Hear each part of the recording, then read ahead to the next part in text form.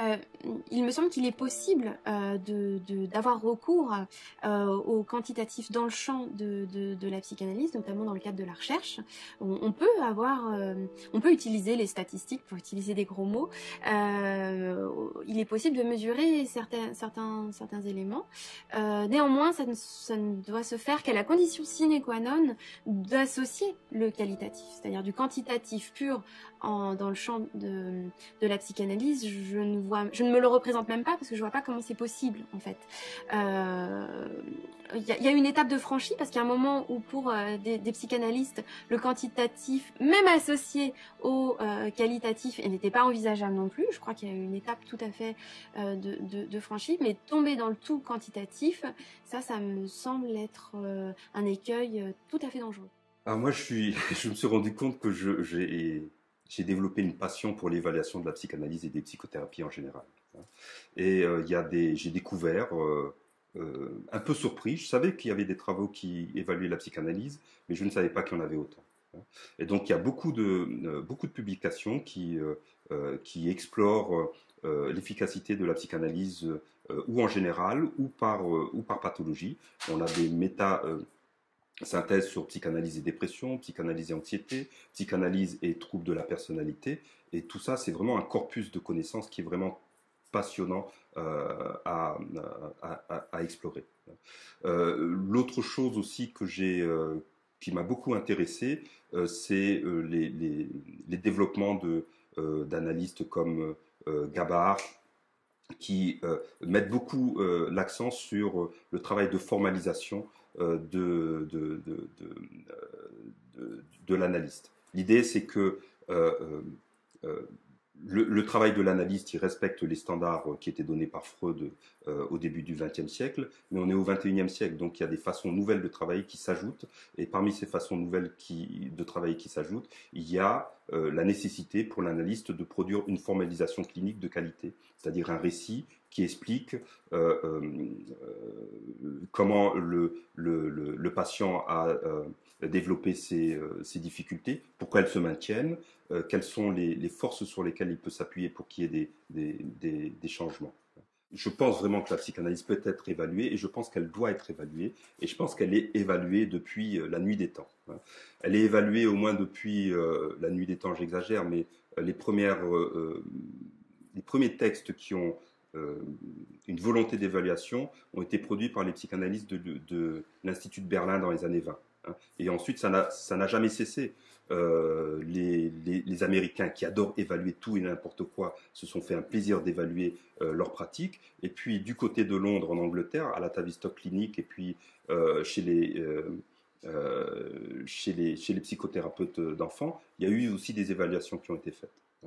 Alors, les manières d'évaluer la psychanalyse, c'est les mêmes qu'on utilise pour évaluer n'importe quel traitement thérapeutique. On peut évaluer ou les résultats. On prend un groupe de patients, on les traite avec le traitement T1, avec le traitement T2, et puis on compare. Est-ce que le traitement T1 a des résultats? Est-ce qu'ils sont supérieurs à ceux du traitement T2? Et puis l'autre manière, c'est d'évaluer le processus psychothérapeutique. Comment est-ce qu'il évalue? Comment est-ce qu'il évolue, pardon, comment est-ce que la relation thérapeutique est modifiée par les interventions du psychothérapeute et puis par le matériel qu'amène le patient.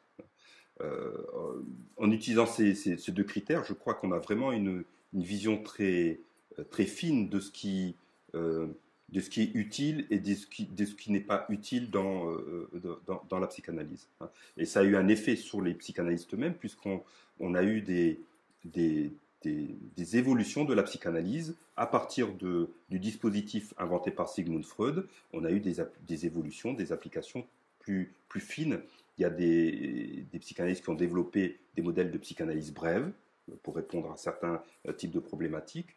Il y a des psychanalystes qui ont développé des modèles de psychanalyse centrés sur le problème, avec une position très active du psychanalyste.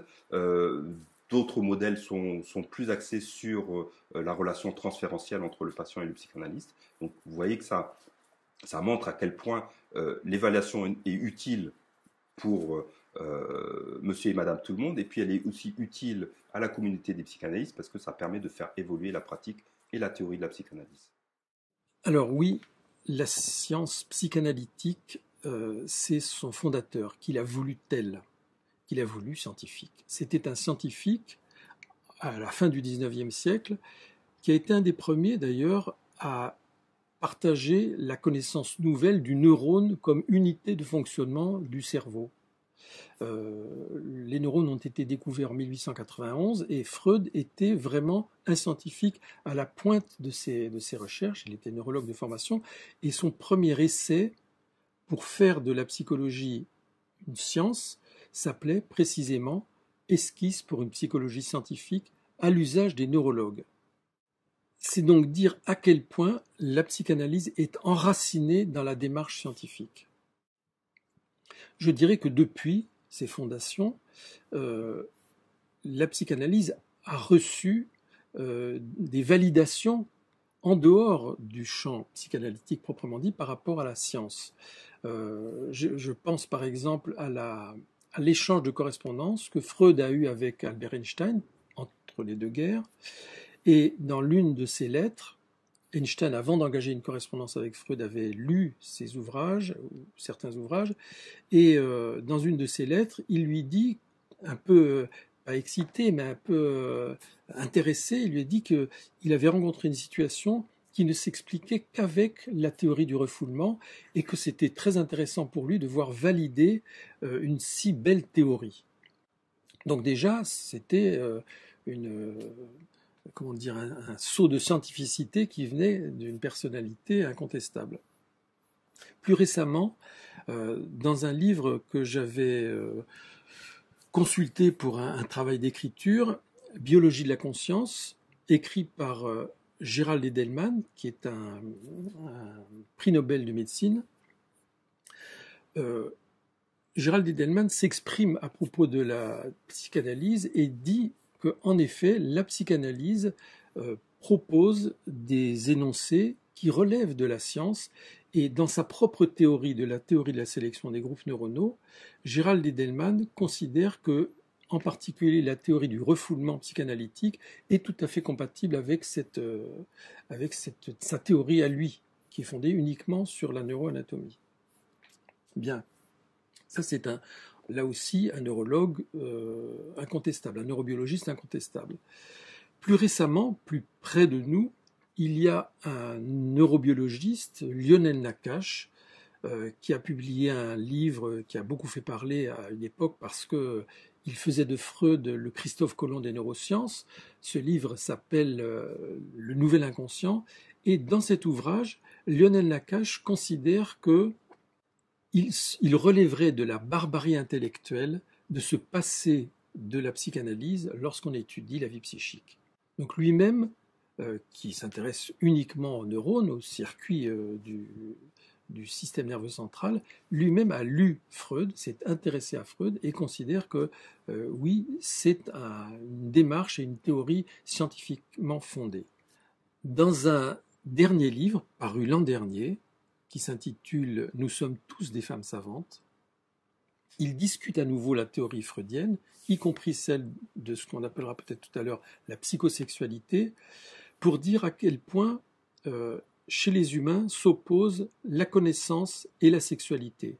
Il se sert d'une pièce de théâtre de Molière, Les femmes savantes, pour décrire cette analyse, qui est une analyse brillante d'ailleurs, et tout au long de ce livre, il valide une thématique qui avait été formulée par Freud, qui est celle de la bisexualité psychique.